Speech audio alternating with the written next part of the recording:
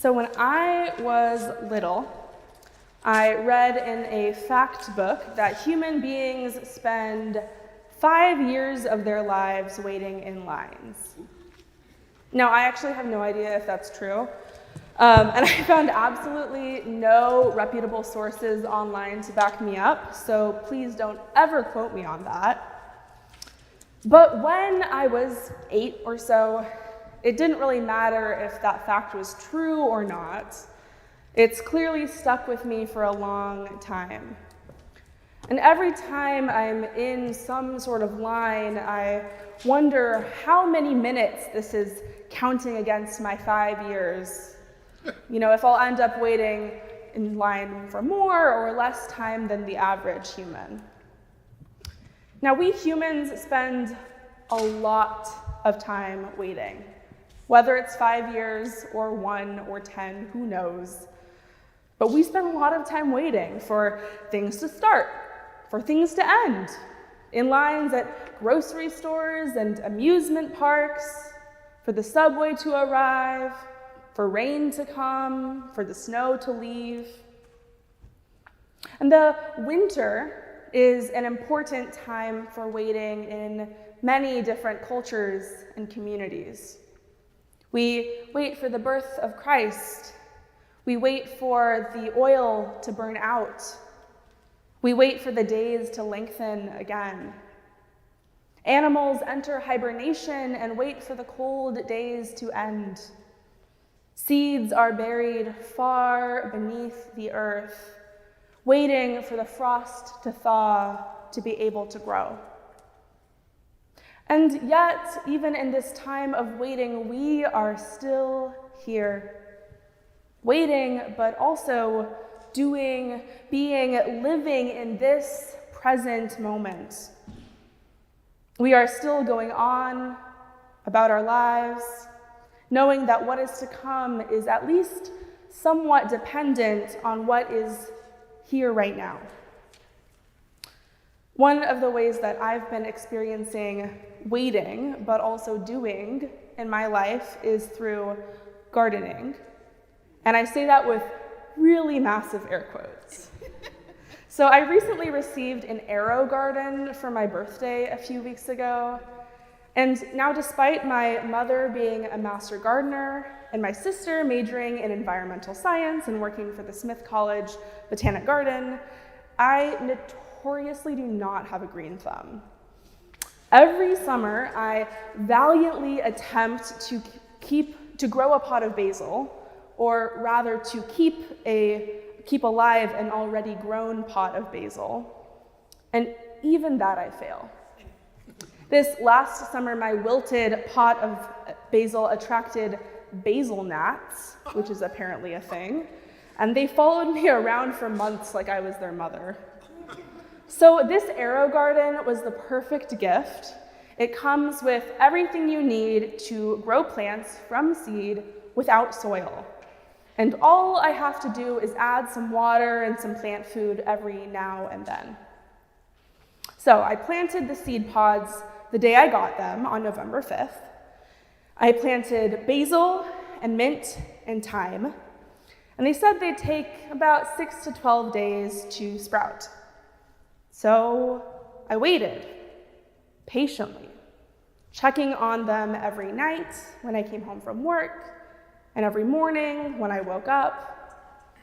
A week passed, nothing. Finally, one day, the tiniest dot of green emerged from the mint pod, and I was so excited. But the basil and the thyme were still dark and empty. Another week passed, and while the mint continued to sprout, I realized that the others probably weren't going to germinate. It was so disappointing to have waited nearly 3 weeks at that point and only have this little sprout of mint to show for it. So I replaced the thyme and the basil with new pods, added some more water and plant food, and left to visit family for Thanksgiving, hoping that when I came back, there would be something more. I had done everything I could, and all there was left to do was to wait. But it's not like I sat around staring at these seeds, waiting for them to grow. I kept moving on with my life, finding other things to do to keep me busy. I made the mashed potatoes for Thanksgiving. They were a hit. I started on my seminary finals, and of course, helped prepare this service. And when I returned from my trip last night, I rushed to check in on my little garden. And yes, there was more. The mint had grown taller, its tiny leaves unfolding with confidence. But I checked on the thyme pod, hoping to see some green, and instead, I found it covered in mold. My first reaction was disappointment. I had done everything right. Added the water, adjusted the light, followed all the instructions, but the thyme still didn't grow. It felt unfair. And yet, as I stood there looking at this mold, I realized that this too is part of the process. Not every seed sprouts. Not every effort bears fruit. Sometimes, despite our best intentions, things fall apart. But when I looked at that arrow garden and saw that tiny sprout of mint still growing strong amidst the moldy thyme and the empty basil pod, I couldn't help but smile. That little green sprout felt like a triumph. Small, but real. It reminded me that even in the midst of failure or uncertainty, there is something to celebrate. In the book of Exodus, right after Moses and the Israelites had escaped from Egypt, there is this line, part of the story that Brother Zachary told. Then Miriam, the prophet, sister of Aaron, took the timbrel in her hands, and all of the women went out behind her with their timbrels. They hadn't made it to the promised land. They hadn't even really made it to the wilderness, much less through the wilderness. And yet, Miriam picked up her timbrel and she danced. She led the women in song, celebrating not the journey's end, but the moment they had made it through.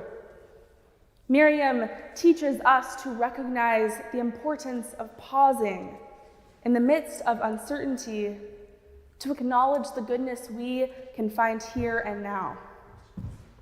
There is a long period of waiting between Miriam's dancing and the arrival of her people to their home. But this line in Exodus, chapter 15, verse 20, this little line, makes it clear that there were joyous moments throughout. That mint has been my Miriam moment. You know, it wasn't a full garden. It wasn't what I had hoped for when I planted those seeds. But it was a sign of life, a reminder that even when things don't go perfectly, there is still something worth celebrating. The same has been true for this stage of my journey toward ordained ministry. As many of you know, I'm here this year and next year as your intern minister, a requirement for fellowship within Unitarian Universalism. Now, there are a lot of steps along the path to becoming an ordained Unitarian Universalist minister, and while I'm getting close, I'm still very much in the midst of the waiting.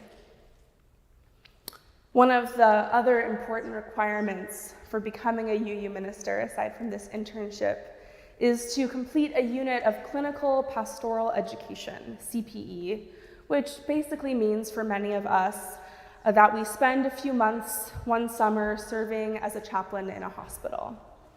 I completed my unit of CPE this last summer at New York Presbyterian up at Columbia, and I learned a lot about waiting while working in a hospital. Most of the people I visited were waiting for test results and new diagnoses, waiting for a new heart transplant, waiting to get stronger or heal further, waiting for their loved ones. But waiting in a hospital isn't just about patience. It's also about holding space for deep uncertainty, for fear, for hope, and sometimes for grief. Being present with people in those moments taught me a lot about what it means to live fully in a world that often feels overwhelming.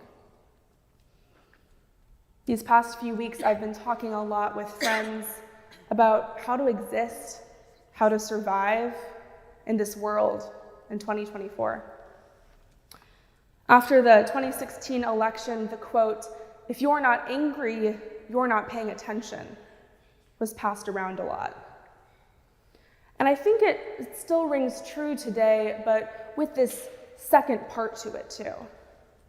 If you are living in this world and you don't feel any grief or anger or bewilderment, you're either not paying attention or you are so numb to it all that you don't let yourself feel those feelings. They are hard and painful feelings to have. If I opened the news every morning and read about each and every one of the ways that people and all living beings are suffering right now, I wouldn't be able to get out of bed. There is some level of numbness that we each have to hold to be able to keep moving forward. Kelly Hayes and Mariam Kaba released this really amazing book in 2023 that I totally recommend to anyone who's feeling some of the things that I'm naming here. It's called "Let This Radicalize You." And the title comes from a saying that Mariam Kaba shares often: "Let this radicalize you rather than lead you into despair." They remind us in this book that feelings of anger and grief and overwhelm are not signs of failure. They're signs of connection. To feel deeply is to care deeply. And to care deeply is to act with intention and love. They write that hope and grief can coexist. And if we wish to transform the world, we must learn to hold and to process both simultaneously. That process will, as ever, involve reaching for community. This idea resonates so deeply with me, especially when I think about my time in the hospital during my CPE unit. I saw so much pain, so much waiting, and yet I also witnessed moments of profound care. Family members holding hands in silence, nurses laughing with patients, strangers finding ways to connect in shared uncertainty. These moments were small, but they were revolutionary acts of love in a place often filled with fear.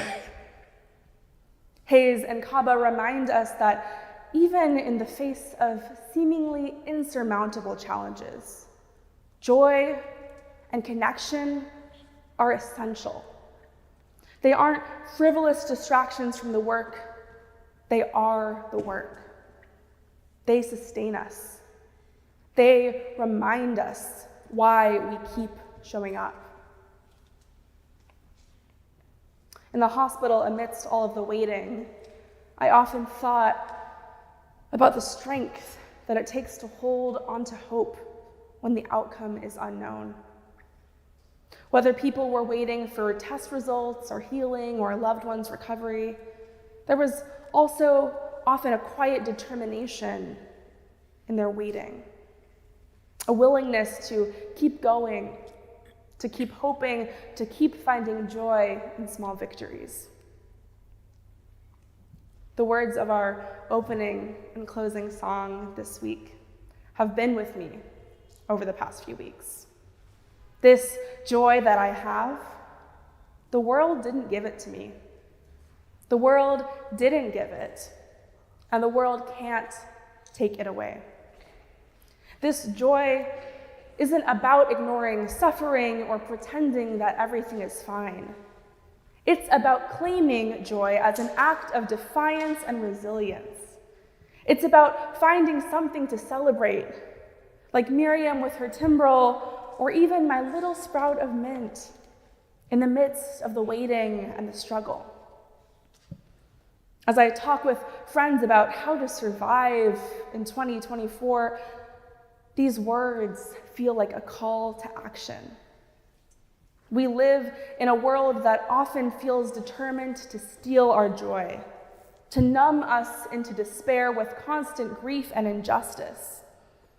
But this joy insists that we don't have to let it. This joy is ours to nurture, to hold on to, even in hard times. That's what I see in the story of Miriam. She didn't wait for everything to be perfect before she celebrated.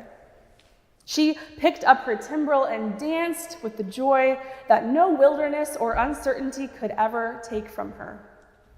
And that's what we are called to do too, to find and hold on to moments of joy, however small, and to claim them as a sacred part of our lives and our resistance. I want to leave you with a quote from the former minister of Community Church, the Reverend John Haynes Holmes. Now keep in mind that he offered these words to our community in the early 1930s as the Great Depression raged. His context was very different from ours today, but his message still holds true. He said that we are living today, in 1932, in one of the great periods in modern history, one of the greatest periods of social change probably in all history.